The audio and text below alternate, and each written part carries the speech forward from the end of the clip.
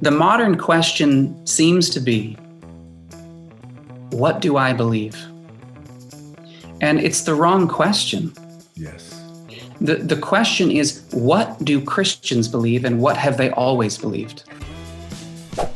Hello and welcome to Why Are We Talking About Rabbits? Rabbits. Those are the things on the internet that just reproduce like crazy, nutty memes, dumb news articles that just go around the internet and everybody gets all wound up. We're not talking about rabbits. We're talking about heavy things lightly. Today, we talk to Jonathan Jackson, an actor, a singer, a writer, an artist. We get him because we have beloved friends at the Orthodox Arts Festival, an international festival out of London in England. And they have connected us with Jonathan Jackson, who turns out is just like my best friend in the whole world. He doesn't know that yet, but I've decided. Jonathan Jackson today. And just so you know, 5-time EMMY Award winner, has a band called Enation. They're excellent, played with Echo and the Bunnymen for you guys from the 80s. He's a published author. He wrote Mystery of Art, a most intricate and delicate and wonderful book. I love it. And just a fascinating character living in Ireland. On today's Watar, Jonathan Jackson. What's been happening in your soul that this is it an overtaking? Are you becoming sort of overtaken by this old world Christianity? I'm an Orthodox Christian too, as I think you know. Mm-hmm. Is it something you can't almost control anymore? It's not really in your head anymore. Is that happening? That's a really great way to put it and a great question. I mean, that's a very artistic way of looking at things. I think there is an element of that. There's an element of that takes place. I'm currently reading a book of essays by C.S. Lewis about storytelling. And so because of that, I might end up quoting him a few times because it's Absolutely. In my head. But one of the things that he was talking about in there was what happens to a writer when the first images come into his head about writing a story. And he talks about the difference between the author and the man, and how what happens to the author is this kind of overtaking. And the way he describes it is it's almost like being in love. Yeah. And so the way that you ask the question completely connects with that. And there is a sense in which you're so overcome with something, you could call it beauty. You could call it divine grace. There's a lot of things we could call it, but there's an experience, a glimpse, a longing that takes place, and nothing else really satisfies at that point. And so you almost do become, you're a participant and a victim of it. Right. Like St. Porphyrius talks about being wounded by love. Right. Yeah, I mean, there is, I mean, at the same time, I don't want to overstress that because I really do believe in free will. I don't understand how it works. Right.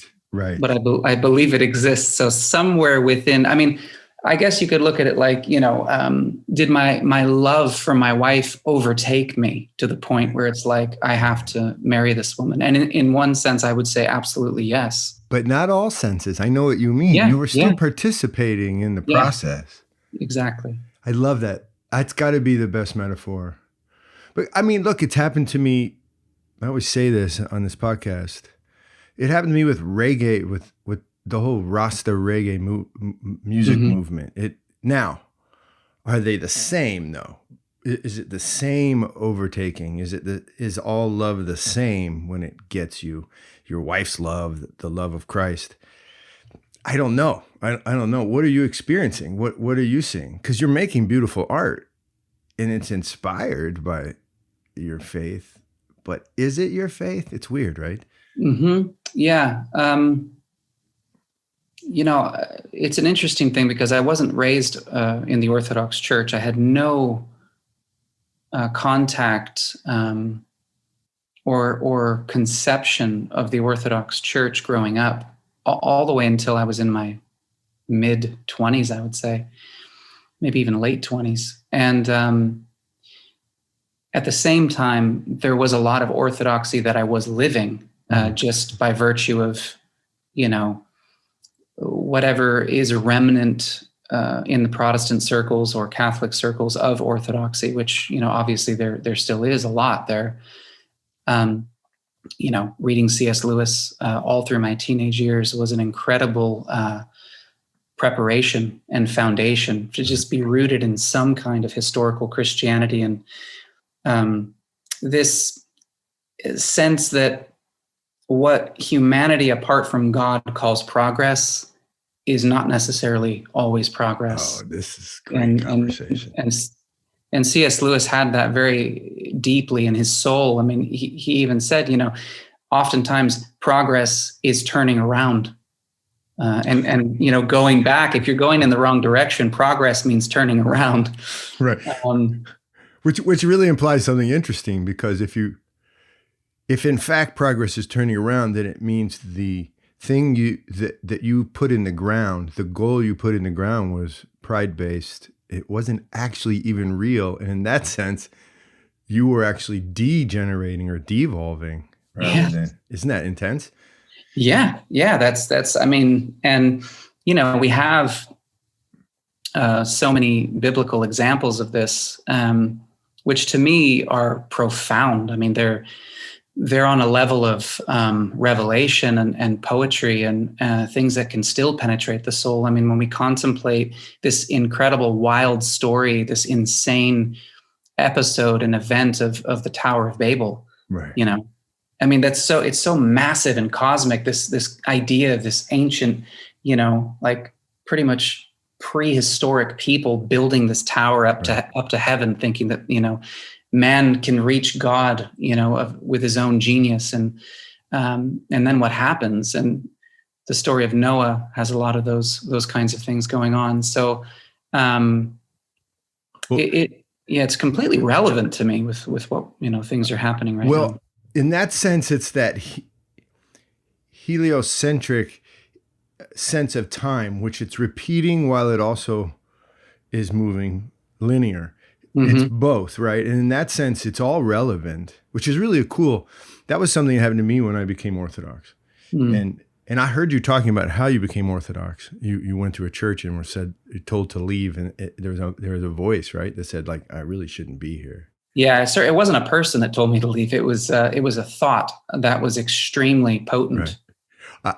I went in chasing a woman, which is ironic. God knows how to work with me. I'm a fool that way. And a really nice person who said, she was Ethiopian and she was going to a Russian church, and I just wanted to date her more than anything. Yeah. She said, meet me at church. I didn't know what I was getting into. And it's funny because there was an actual voice of a babushka, because I came in and sat down. I came in and just plopped down, kind of waiting for church to be over to talk to this woman. Yeah. And then I got yelled at by a babushka who, her voice wasn't actually saying this. It was like, no, you should leave. You don't belong here. But I did belong because I waited for the girl, right? But she didn't say that. What she said is, get up before God. Get up before God. And so, long story short, I was drawn there for one reason that wasn't the reason at all. I don't know what happened to this woman, and then sort of overtaken. And in all of that cosmic nonsense, that stuff that was going on, all that nonsense, there was, right, truth. But how do we see it? Is it art? Well, I mean, I don't know. If we look at it from the perspective of therapy, let's say, which is a beautiful thing that Orthodoxy in its tradition emphasizes divine therapy. But if we look at it as Christ is the physician, he's the great physician. Mm. And so the dynamic of salvation and the spiritual journey is different experiences of healing. And from that perspective, a physician doesn't give the same medicine to everyone at every moment. So, for one person, an experience of beauty with a woman, might lift them out of the materialistic view of the world enough, where all of a sudden their heart glimpses that it's like a revelation. I would die for this person. And what does that mean? And where is this coming from? Other people, it's witnessing self-sacrifice in someone else. It could be music. It could be works of art, a painting. I mean, there are these stories. My wife was telling me of the Italian goalkeeper Luigi Buffon. She was watching a documentary about him, and he had struggled with depression. I haven't seen it, but what she told me was the only thing that started to shift something for him was when he started going to these museums, these art museums, and looking at paintings and experiencing beauty. Yes. So, that's an indication. Yeah. Dostoevsky says that's it. Just it'll save us, but we have to be attentive to it. I think his words that he wrote in The Idiot, and it's so interesting to me that it was almost in passing because the main character never even said it. Another character says, the prince thinks that, or says that beauty can save the world. It's like this real, throwaway line almost. And it's incredible to me that was almost like a spiritual atomic bomb. Just, it's still reverberating and we're all kind of unpacking it. We really are. Yeah. Especially in this postmodern age. It's like it weirdly has traction where I think 100 years ago, he was more seen as sort of a dreamer, a dummy. Yeah. It's so interesting. So you have all this happening to you in your soul or spirit, mind. We have a lot of non-Orthodox who pay attention to this. So it's kind of cool. I really like uniting worlds. It's a joy. Yeah. It's kind of like our work, but you're out there. So you're an accomplished actor. We talked about it in the intro. You heard some of the things you've done. I've shared it with folks. And you have this band, this beautiful band, and you've worked with big time players. What do they think of you? How do you integrate it this new world sort of art scene with your old world burgeoning Orthodox life? I don't really know how other people see it. I feel like that's become more and more irrelevant as I've gotten older, for sure. And it is interesting because the dynamic of my, and I don't like the word career really, because it doesn't feel like a career. It's really just my life. I mean, I started working in the arts when I was 11. Wow. So I was not conceiving of it as a career. I was just like, this is what I'm doing. It's what I'm exploring. And but I had a really powerful encounter with Christ when I was 12 years old, and I've been living in LA for about a year. In retrospect, I think, and I feel that I probably had this encounter because I was living in a very intense spiritual environment, working in Hollywood, as a young kid. So I think there was some kind of grace that happened at that time. Otherwise, I probably would have just gone completely off the rails. Okay. But because of that, my whole time working in the arts, I had a deep connection with Christ. So I've always been wrestling with in a personal way, how do I live my faith? How do I incorporate my faith into this work of art, whether it's, an acting role or an album that's being made or whatever it is. And becoming Orthodox really has just been this really seamless continuation of that whole journey. It's felt like a fulfillment of the same path and the same journey and longing. So there's not a lot of tension there right now for you. Well, there's tension in the practical, because the state of things in the world and the industry is there's a lot of things being made that I don't feel in any way, shape, or form connected with artistically. I would have no interest in being a part of, X, Y, or Z projects on multiple levels. Some of it is just purely creatively. It feels so small. I use the word small when I show my girls. I'm like, that's kind of small, don't you think? Yeah. And then obviously there's a lot of, spiritual tension that comes into those things as well. But so practically speaking, there's a lot of tension. Spiritually speaking, not so much, because, and this is something I explored in The Mystery of Art, the book that I wrote about a lot of these questions and tensions. And one of the things that I said in there is that I really do believe that Christ and the arts are destined for each other. Wow. How different is that from your Protestant upbringing? Or was it? Maybe it wasn't, but I know that in terms of tradition, like the Calvinist tradition, I'm a history guy. Yeah.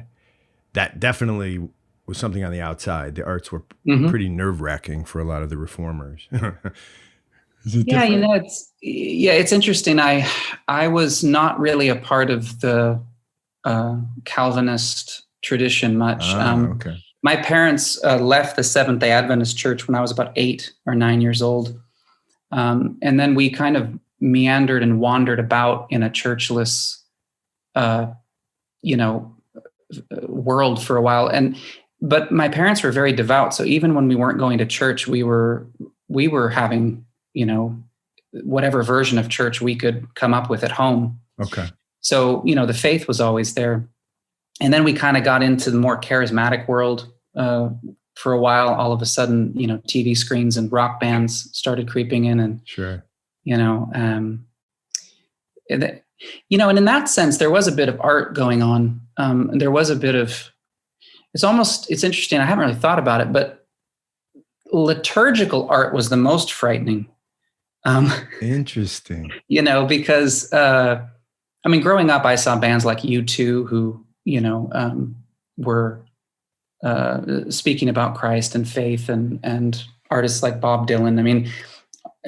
Even, Van Morrison. Obviously, if you get into the weeds, it gets more complicated with what they're actually talking about at different times of their lives. But anyway, I would look at those things and be inspired by that and say, wow, look at this. There's artists out there speaking in some kind of parable form, some kind of way that's inspiring and reaching people to some extent. But when it came to liturgical art, the first time that I walked into an Orthodox church, this was maybe the third time, but it was the main time. I walked in alone, and, I had this intense, overwhelming feeling come over me to saying, just leave, get out of here. And, I was surrounded by icons and candles and vestments, and what I consider now is just absolutely beautiful, and it's windows into heaven. And right. Being in lockdown here in Ireland for 7 months and not being able to go to a church was really difficult, because it's so healing and therapeutic, So I think somehow I drifted into this place, and C.S. Lewis helped as well, because here was someone who was, very profoundly focused on his faith, and yet he was making literary works of art. And Dostoevsky as well. I latched onto him as a teenager. I read The Idiot when I was maybe 15. So I was seeing artists that were connected with right. Christ. So I think somehow I was grasping for that. Yeah, I think there's a perception. Now, again, so on our pod and really in our work with our nonprofit, there's this old world, new world divide. And basically, we place it in the Enlightenment. This is 17th century, 18th century shift toward rationalism. And then it's not to say the whole world falls apart, but what changes is the paradigm. And then the paradigm produces different types of art. Yeah. Maybe if you're judging by the Orthodox standard, less artistic. I don't know. We can talk about it. But if you go back to the old world, what New Worlders tend to think is that the old world restricts you from being creative. Mm-hmm. But I found as I became more, I read Dostoevsky in a mud hut and Peace Corps and Mali. Mm. And what actually happened was I was freed as I grew closer to Orthodoxy to be more artistic, or whatever that is, to be more creative. It was a really interesting contradiction. It was a paradox. Yeah. Where the more I was obedient, not that I'm that obedient, Jonathan, let's not put that out there. I try. But as I became more obedient to the tradition, to the oral tradition, which is in the fathers, and then of course the biblical Mm-hmm. tradition, I weirdly got more creative. Yeah. Do you find that? Is that something happening? Yes, I do. I completely find that. I mean, I really, and just speaking, personally, I feel more at home as an artist in the Orthodox Church than I've ever felt anywhere. Wow. Because the ethos, the vision, the patristic vision of Orthodoxy is it's kind of fathomless. I mean, there's no end to it. We could live multiple lifetimes and really never come to the end of it. I mean, I was very drawn to, I remember that, the priest who catechized us, Father John Strickland, who's become a really great friend. He was just on the show. I had him was on he? two episodes ago. Oh, that's amazing. He was my sister's priest for a long time. Oh, yeah, I love Father John. He's wonderful. Yeah, he is. But where were we going with that? Because then I just lost my thought. About being freed up through the tradition and. Oh, yeah. So in one of the early, times when we were in the inquirers class with Father John, when he started first introducing us to apophatic theology, sort of at the very, very beginning of Orthodoxy, is this sort of negative theology, meaning, we begin by saying that we don't know. Okay.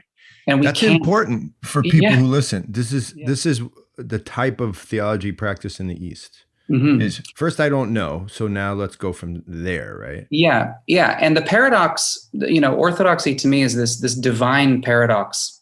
If we look through the heresies of, the last 2,000 years, particularly the first 1,000 years where most of them were hammered out, it's always that the Orthodox Church comes back to accepting a paradox, accepting a mystery.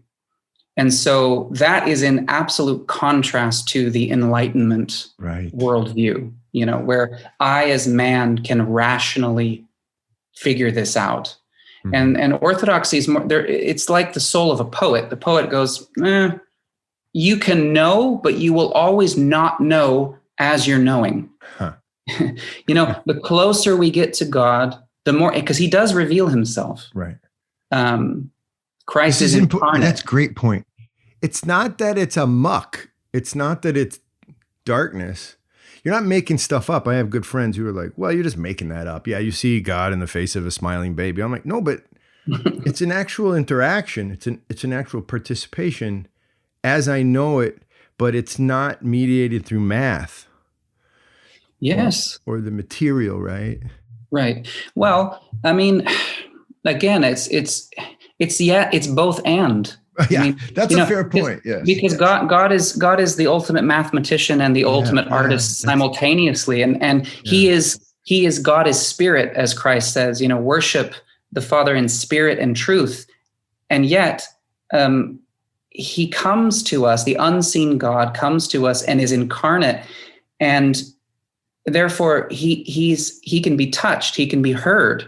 Yeah. And this is for me, the revelation of the sacraments is that the incarnation of Christ continues mystically, that we can actually participate in this sacramental reality. We can touch, we can taste, we can hear, we can smell with the incense. And so our faith, this unseen mystery that, yes, we will never fully comprehend, has come down to us in a manner that is so humble and so loving that we can gaze upon the face of God and not be and not die and not be consumed. Right. That's very inviting for an artist, because the artist is going to create in the real world where there's actual material, and he's invited to as an old world Eastern Christian, you're invited into that world of majesty, enchantment, right? Mm-hmm. This is a new word that's been flying around. People really like this word now. It's a postmodern word that works for the Orthodox too. It's an enchantment. It's like this spiritual enchantment. Well, isn't it a wonderful thing? If this is true, that we can continually be on the threshold of actually participating in divine grace and partaking of the divine nature and never exhaust it. I mean, to me, that vision of heaven is the most beautiful, a static vision of heaven where it's like, I have my ticket. I made it. And now everything's perfect and I've arrived. Is so different than the vision of the fathers in the East, which is we will forever spend eternity growing and participating in the divine nature. Right. Which really speaks to the infinity of us, which is crazy. So This is Athanasius, where God became man so man can become like God. Whoa, I am participating in the infinity, in the eternal. Wait, that's partly me? Whoa.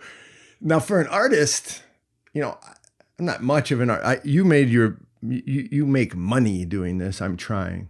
But our work in the nonprofit world, we try to inculcate and we try to participate in all these ideas by serving the poor, by saying it's not really us offering anything. It's us being a part of an eternal relationship that starts in Mozambique or in Sierra Leone where we do this work.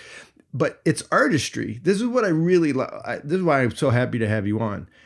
There's really not a place where it's not artistry, because artistry is the dynamism of relationship. You're relating to the wood, you're relating to the screen, or as an actor, you're relating and participating with the character. Yes. And so in that way, if we all just loosened up a little bit, sorry, I'm on a rant, but if we all just loosened up and and just realized, like, all of my life is an attempt to create beauty, and beauty is a participation in the dynamic relationship that's given to me today with you. Now, the screen is a conversation we could have about what does the screen do to that dynamic participation. Maybe it cuts it down or something, but I find so much of it, we just lost the art conversation somewhere along the line. So it became like over there, it became like over there. We do life here, and then over there is the art. Well, we killed mystery. And so you're not really going to have a whole lot of transcendent art produced from a society that has killed mystery. What you will have is a very rationalistic, materialistic world that is birthed with offshoots of occultism, because humanity has to have mystery. So if you don't offer the true mystery in Christ, people will be drawn and attracted to all forms of false spiritualities. And so that's really what the way that I'm seeing things right now is. We have this incredible machine. That's being built. C.S. Lewis talked about it in The Abolition of Man. And that's my favorite book by him. Yeah, it's an incredible book. There's another incredible writer, Paul Kingsnorth, who's talking about this a lot. He's doing a lot of incredible essays on this as well. But there's this machine being, it's already formed rather elaborately, but it's not just practical. It's a state of mind in society as well. So you have this machine world, which is making us less and less human. And again, the materialism, consumerism, all that kind of stuff. And then you have this extreme irrational spiritualism that has no grounding. Again, the true mystery in Christ is that we are made in the image of God. There's a grounding to these things. Especially in the East, there's an ascetical, self-denying reality to the whole thing, as opposed to, a lot of the more mystical occult stuff is really like a sensual self-gratifying path towards deification. Right. And I really have there's a lot of artistic heroes that I have that have really one gone of my down questions. Yeah. Who are your artistic heroes? Oh, gosh, there's so many. I mean, we've spoken of a few. Dostoevsky's among the top. C.S. Lewis, definitely. Musically, I would say Van Morrison, Leonard Cohen, Bob Dylan, U2, Echo and the Bunnymen, Peter Gabriel. Right on. Yeah, I mean, in terms of directors, I'd say Tarkovsky, Terrence Malick. Terrence Malick. Let's talk about that for 1 second. Did you see his last film about the German? Yes. The Hidden Life. Wow. Yes, I did. I saw it twice. Yeah. What did you think of that? He made me remember the beauty of filmmaking. I remembered. Yeah, I mean, for me, Terrence Malick is. I think he's coming the closest to any filmmaker in our times, at least that I've been exposed to. Me too. That is actually connecting into the true beauty and mystery of traditional Christianity. For me, his works are not polemical. They're not a form of preaching, right? But they are a form of revelation. For me, A Hidden Life was like watching a miracle. That's how I felt about it. Wow. To bring the inner life of a soul, and this is not just in A Hidden Life, Tree of Life, into the Wonder, or To the Wonder. I can't remember what it's titled, but a lot of his, of these films. Even Thin Red Line, which is how I got started with him. Thin Red Line, it's a war film, but I have that on my list. I actually haven't seen it yet. Go check it out. And I know I really beautiful. It's one of those things where I have to set aside time mentally because it's like I know how much this is what I'm going to experience, and so it's been sitting there on my list. And I was like, I'm not ready yet. I know. I have to be in the right frame of mind. But you have kids. How old are you? Tell us about your family for 1 second. You're married with kids in Ireland? Yeah. Yes, my wife and I, we've been married for 19 years. We have an 18-year-old son, 16-year-old daughter, and almost 11-year-old. Oh, your kids are older. Okay, I feel a little better. My kids are older too. I got a 19, 20, 22, 27, and 34. Yeah, 30. And so how have they all taken to your orthodoxy? Have they come in with you, or is there tension there? How's that going, if you don't mind saying? Or maybe that's I don't mind talking about it at all. It was a family journey, really. Our youngest was just a year old when we came into the church, so we were all baptized together on Holy Saturday. In some ways, my kids gravitated and assimilated easier than I did, and easier than my wife did. For instance, the icons were a bit frightening to me. Being raised in a different tradition, it wasn't frightening for the children. That's a good point, right? Yeah, they loved it. They walked into the church and they were just like, "Wow!" I mean, they could just, and when they were young, especially. At the church in Los Angeles, there weren't any pews. It was a very traditional, kind of in the Russian tradition. And they would just they would find a place and lie down. Yes. Or, you know, there was such freedom. And so I recognized that, you know, at the time I thought, wow, look at the way the children are responding to this.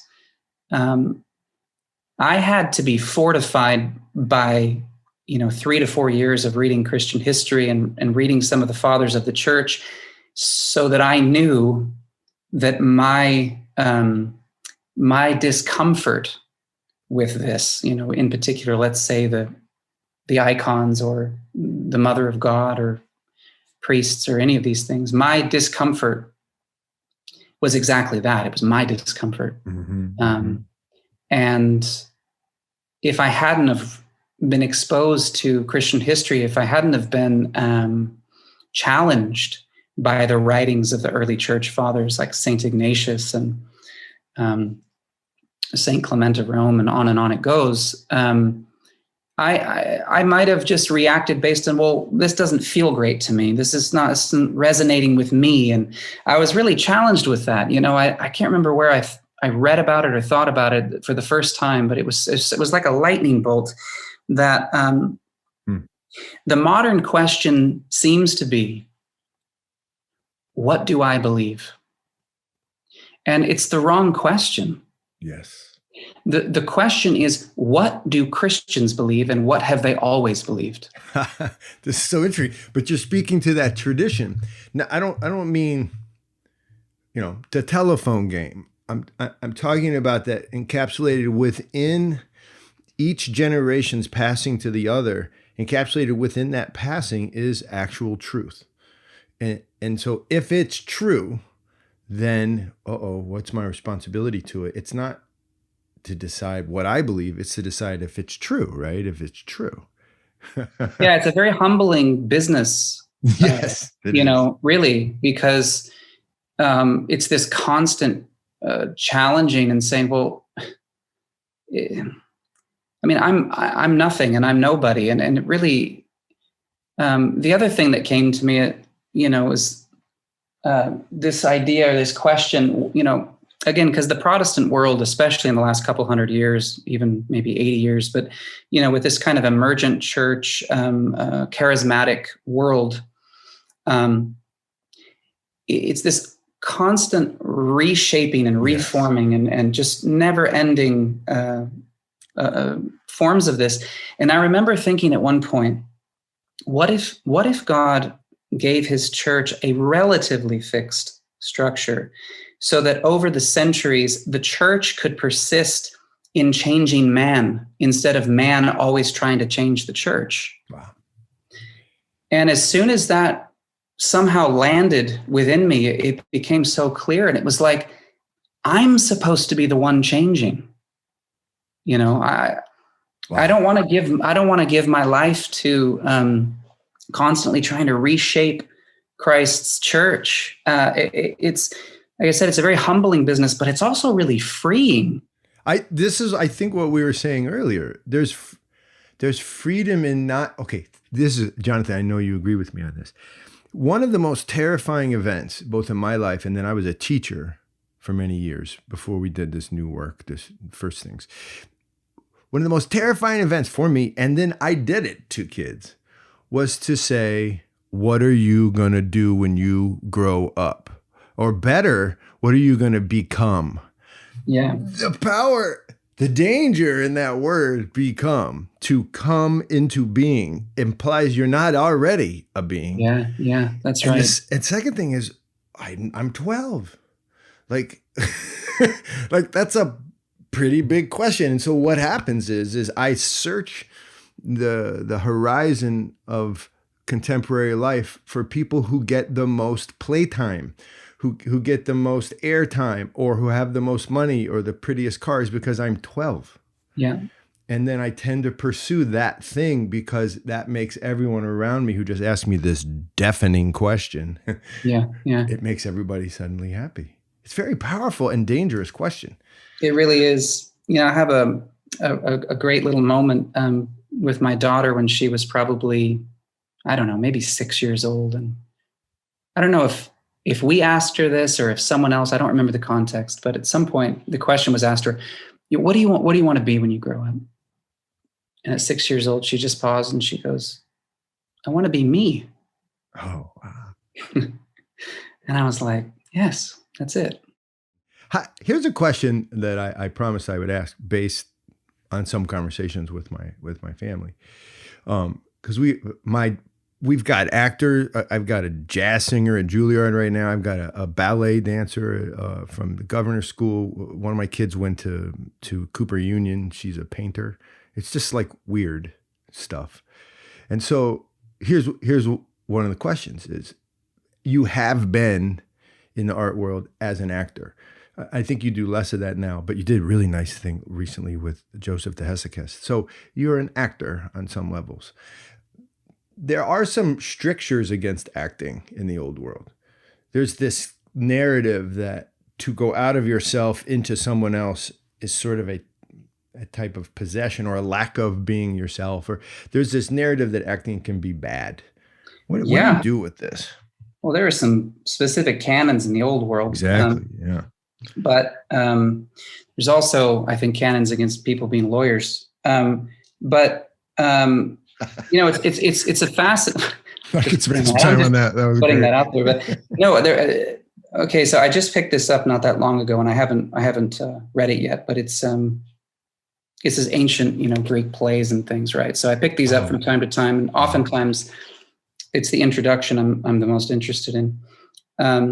But one of the things that I discovered here was it talks about one of the most famous festivals was in celebration of the god Dionysus. I just happen to have the pile of books here. I wasn't planning on talking about it. Okay, that's neat. Which took place every spring. Dionysus, I think that's how you say it, was a god whose territory was originally not in the city at all. Okay, well, maybe I won't quote it, but basically the idea is that,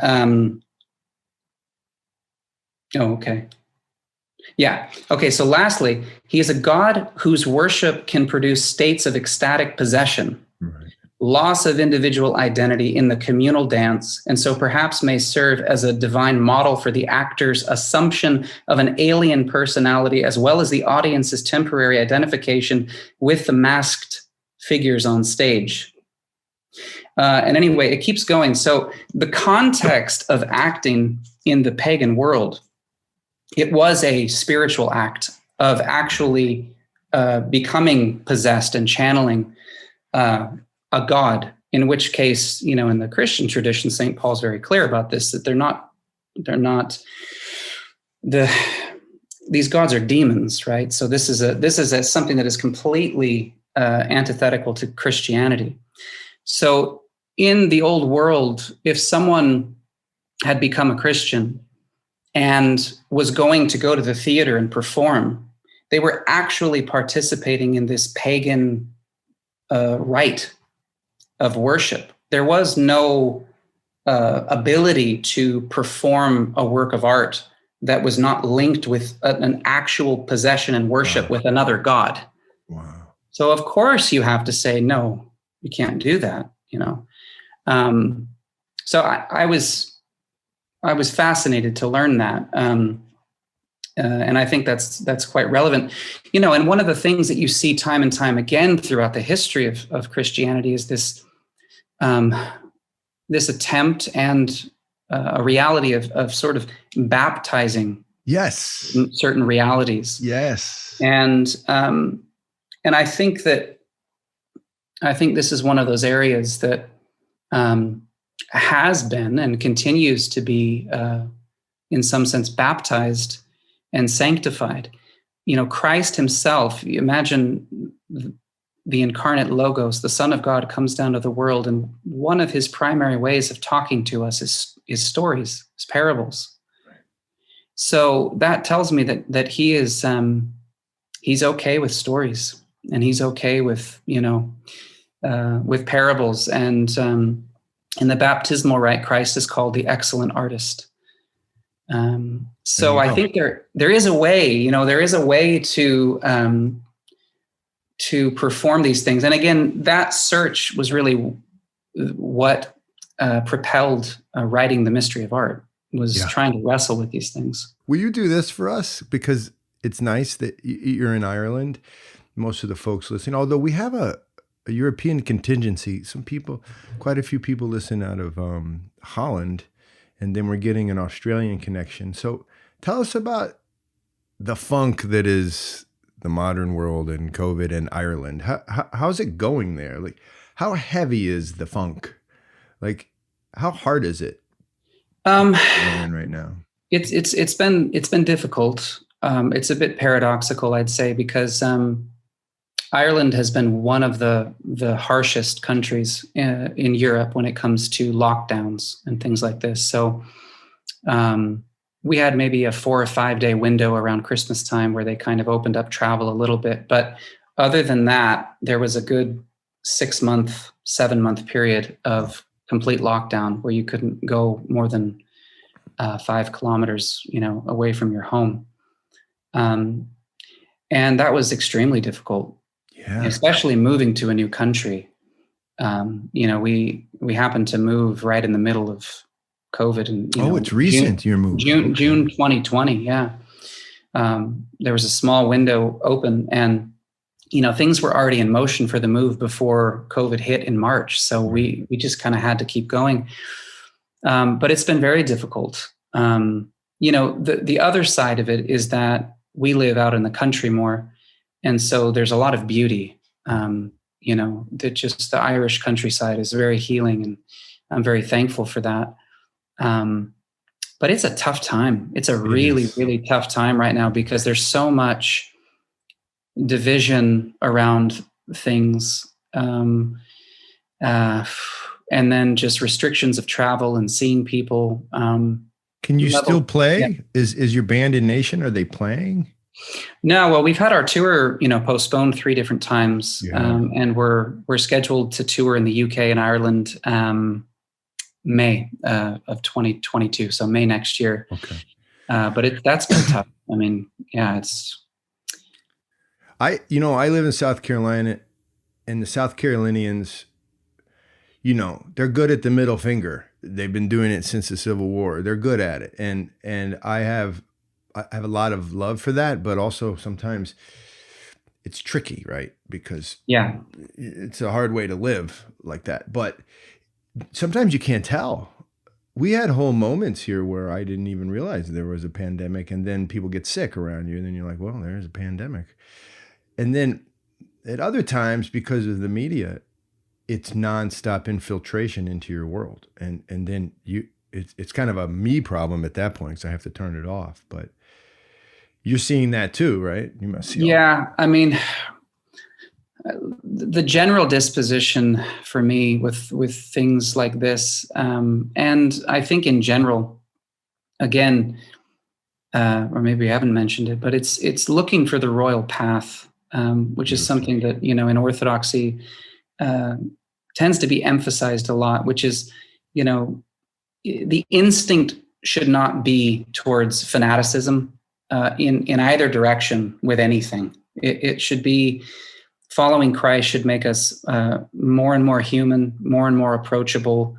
And now, having said that, again, because the royal path is a balance, it doesn't mean we're supposed to remain passive all the time. It doesn't mean we're supposed to not speak the truth and stand up for the truth, even if it comes with massive consequences and whatever. And more than ever, I think in our times, we need people who are willing to speak the truth in love courageously and without fear.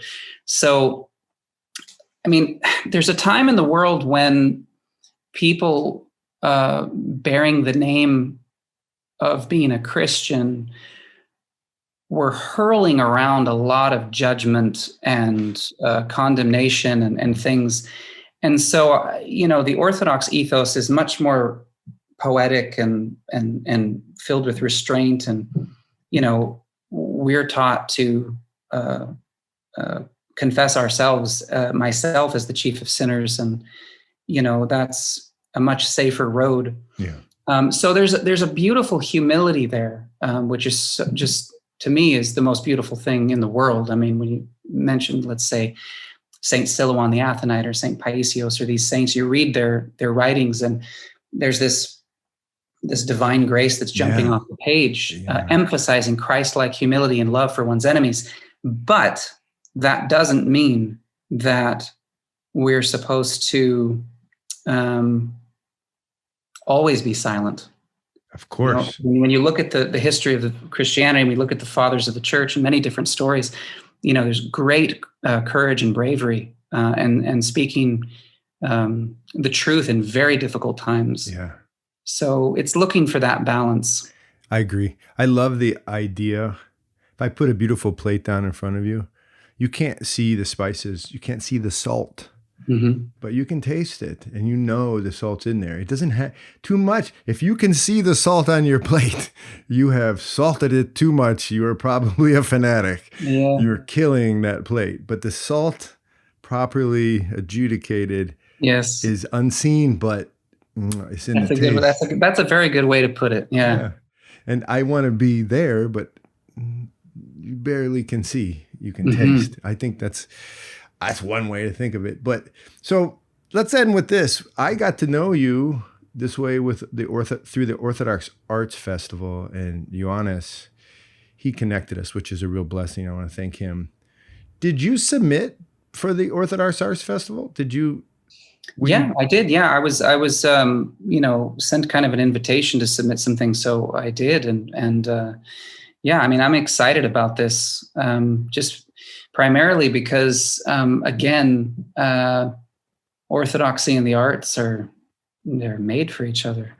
This is you can't imagine. I can't imagine the faith without it being expressed in beauty. Yeah.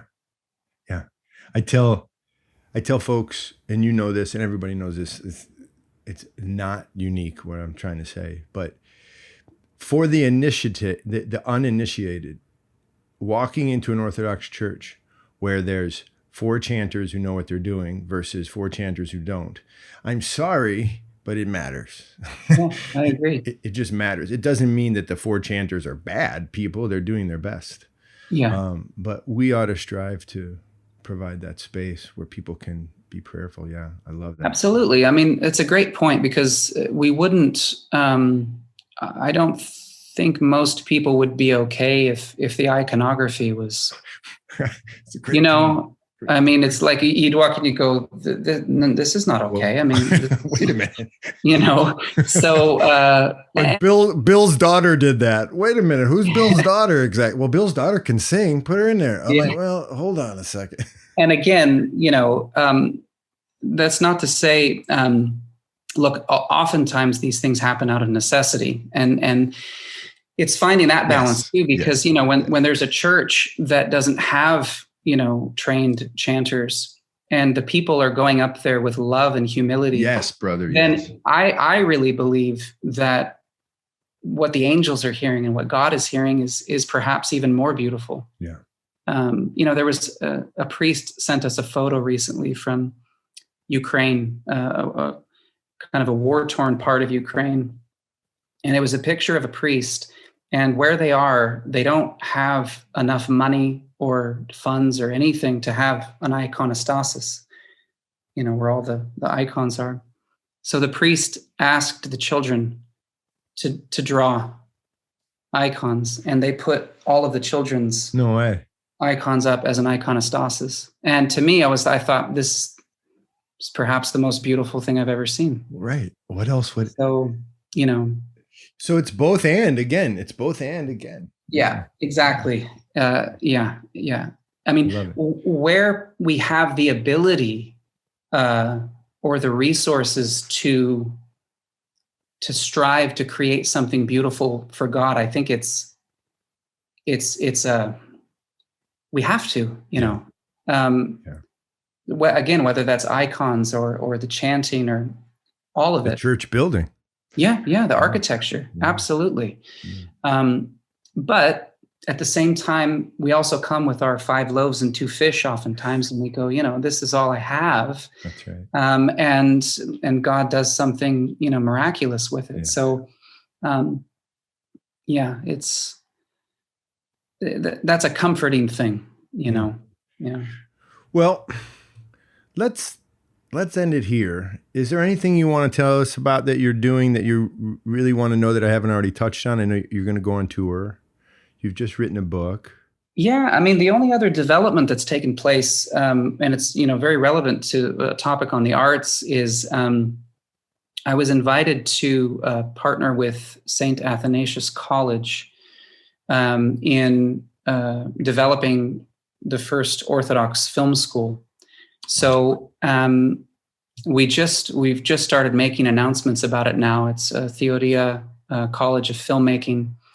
And it's going to be in the Houston, Texas area. It's going to be a 4-month program, and the first cohort starts beginning of January 2022. So it'll be January through most of April, and I'll be there in residence. So I'm going to be kind of basically walking through things with Fantastic. the students, and from hopefully, God willing, from a patristic perspective on beauty, goodness, and truth in the arts, with acting, screenwriting, and filmmaking. So fantastic.